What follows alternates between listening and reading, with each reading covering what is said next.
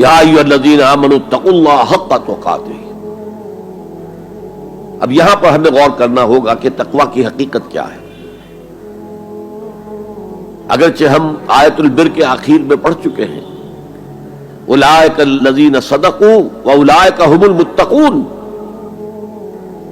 وہاں پر وہ ایک حیولہ، ایک شخصیت، ایک کردار وہ ہمارے سامنے آ چکا ہے، متقی کون ہوتا ہے۔ لیکن یہ موقع مناسب ہے کہ یہ لفظی معنی اس کے کیا ہے۔ عام طور پر جو ترجمہ کیا جاتا ہے اللہ سے ڈرو، یہ اچھا ترجمہ نہیں ہے،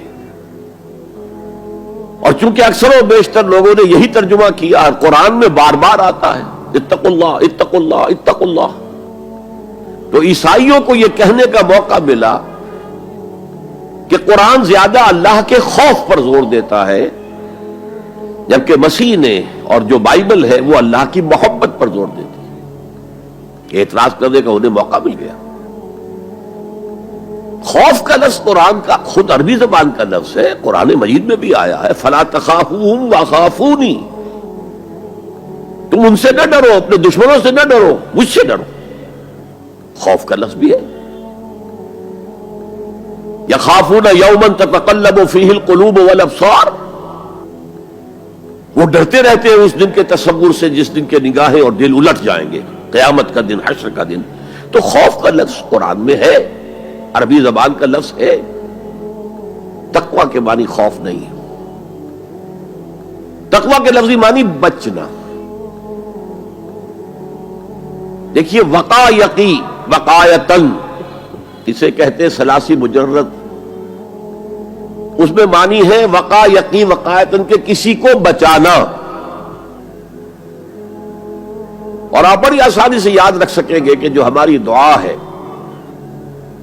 جو سورہ بقرہ میں حج کی دعاؤں کے ضمن میں اہم ترین دعا کی حیثیت سے مذکور ہے، ربنا آتنا فی الدنیا حسنۃ وفی الآخرۃ حسنۃ وقنا عذاب النار، وقنا عذاب النار، اے اللہ ہمیں بچا آگ کے عذاب سے۔ تو وقا یقی وقایتن کے معنی ہے کسی کو بچانا۔ باب افتعال میں یہ بنا اتقا، اور واو اور تا یہ جڑ گئے، اتقا اتقا۔ اتقا معنی خود بچنا، بچنا اللہ کی نافرمانی سے، بچنا اللہ کی ناراضگی سے۔ ایک بچنا آؤٹ آف لو ہوتا ہے، out of reverence, out of respect. ایک سلیم الفطرت بیٹا چاہے گا کہ میں کوئی ایسی حرکت نہ کروں کہ میرے والد کو اس سے دکھ پہنچے، یہ بھی بچنا ہے۔ ظاہر بات ہے کہ والد کا خوف نہیں ہے اسے، یہ اس کی روش آؤٹ آف لو ہے۔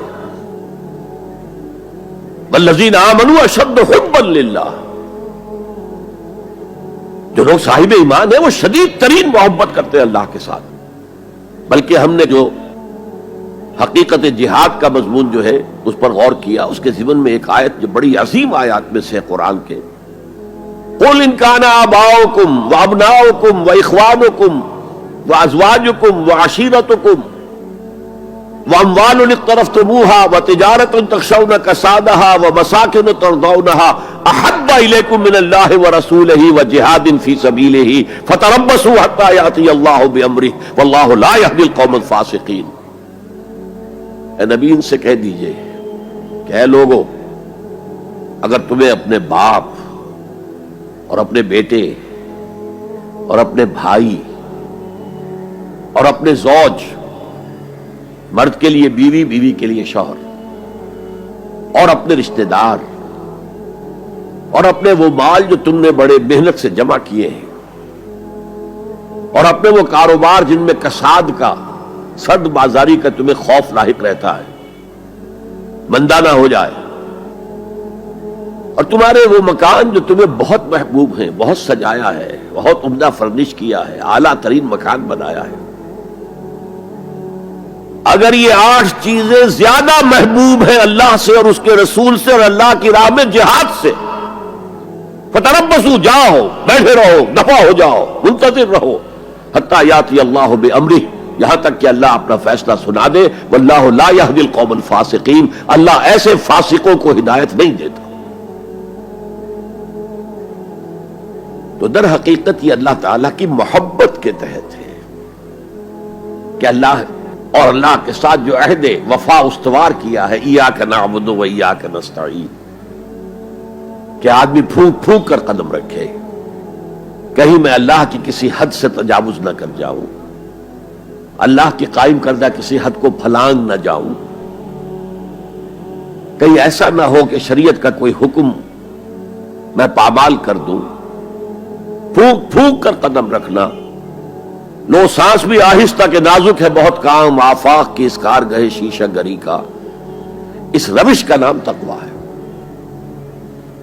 دنیا کا تقویٰ یہ ہے، آخرت کا تقویٰ یہ ہے آگ سے بچ جانا.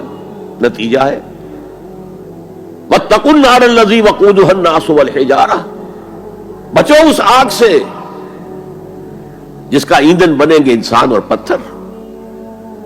یا ایھا الذین آمنوا قوا انفسکم واہلیکم نارا، اہل ایمان بچاؤ اپنے آپ کو اور اپنے اہل و عیال کو آگ سے. تو دنیا کا تقویٰ اور آخرت کا تقویٰ یہ ہے تقویٰ کے لفظی معنی. بلکہ اس میں اضافہ کروں کچھ. ایک دفعہ حضرت عمر فاروق رضی اللہ تعالی عنہ کی مجلس شورا میں یہ بحث چل نکلی، تقویٰ کسے کہتے ہیں، ہاؤ ٹو ڈیفائن تقویٰ. سب حضرات نے اپنی اپنی رائے دی. حضرت ابی بن کعب رضی اللہ تعالی عنہ ایک انصاری صحابی ہیں جن کے بارے میں حضور نے فرمایا ہے کہ اقرؤہم ابی بن کعب، میرے صحابہ میں قرآن کا سب سے بڑا جاننے والا ابی ابن کعب ہے.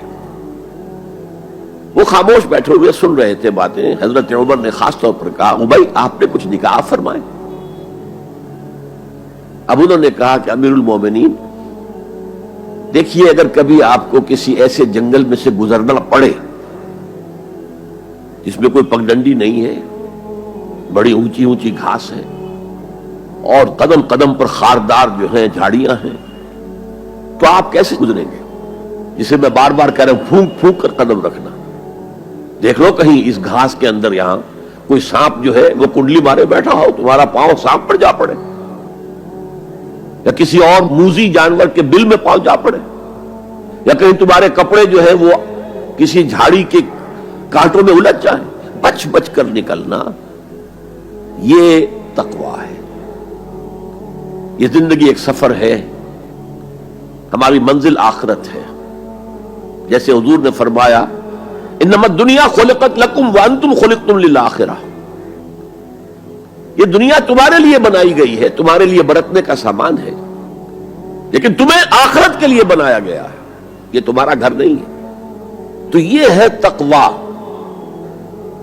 اور تقویٰ کی تعلیم قرآن مجید میں اتنی شد و مد کے ساتھ آئی ہے، اتنی شد و مد کے ساتھ آئی ہے، ایک ایک آیت میں دو مرتبہ. سورۃ النساء کی پہلی آیت یا ایھا الناس اتقوا ربکم الذی خلقکم من نفس واحدۃ وخلق منها زوجها وبث منهما رجالا کثیرا ونساء واتقوا اللہ الذی تساءلون به والارحام ان اللہ کان علیکم رقیبا. ایک آیت میں دو مرتبہ تقویٰ کا حکم. اے لوگو، اے بنی آدم، اپنے اس رب کا تقویٰ اختیار کرو جس نے تمہیں ایک جان سے بنایا، اسی سے اس کا جوڑا بنایا اور ان سے کثیر تعداد میں مردوں اور عورتوں کو زمین میں پھیلا دیا. یہ 600-650 کروڑ جو انسان آج دنیا میں ہے، یہ سب کون ہے؟ آدم اور حوا کی نسل سے ہیں. پھر اسی آیت میں دوبارہ واتقوا اللہ الذی تساءلون به والارحام، تقویٰ اختیار کرو اس اللہ کا جس کا ایک دوسرے کو واسطہ دیتے ہو. کوئی سائل مانگتا ہے تو اللہ کے نام پر مانگتا ہے. تم بھی جا کر اپنے کسی عزیز سے یا دوست سے کہتے ہو کسی کام کے لیے بھائی یہ کام بہت ضروری ہے اللہ کے لیے جلد از جلد اس کام کو کر دو، واسطہ اللہ کا. یا جیسے کہ سورہ حشر میں ایک آیت میں دو دفعہ یا ایھا الذین آمنوا اتقوا اللہ ولتنظر نفس ما قدمت لغد واتقوا اللہ ان اللہ خبیر بما تعملون. اے ایمان والو، اللہ کا تقوی اختیار کرو، اور دیکھو کل کے لیے کیا بھیج رہے ہو آگے. تمہارے اعمال جو جا رہے ہیں جمع ہو رہے ہیں تمہارے نامہ اعمال میں, وہ اعمال کون سے ہیں, اچھے ہیں یا برے ہیں؟ اور اللہ کا تقوی اختیار کرو اور دیکھو جان لو وہ تمہارے اعمال سے باخبر ہے, بے خبر نہیں ہے. تاہم یہ الفاظ جو ہے میرے نزدیک قرآن مجید میں تقوی کی تاکید کے اعتبار سے انتہائی مؤکد مقام ہے. جیسا کہ میں نے عرض کیا صحابہ گھبرا گئے, حضور اللہ کے تقوی کا حق کون ادا کر سکتا؟ پھر جب سورہ تغابن کی آیت نازل ہوئی تو ان کے جان میں جان آئی. وہاں فرمایا گیا فاتقوا اللہ ما استطعتم, اللہ کا تقوی اختیار کرو جتنا بھی تمہارے حد استطاعت میں ہے, امکانی حد تک اللہ کا تقوی اختیار کرو. پھر جان میں جان آئی. آدمی اپنے مقدور بھر اپنی ہمت کے مطابق تو کام کر سکتا ہے, لیکن اللہ کا حق ادا کرنا یہ کیسے ممکن ہے؟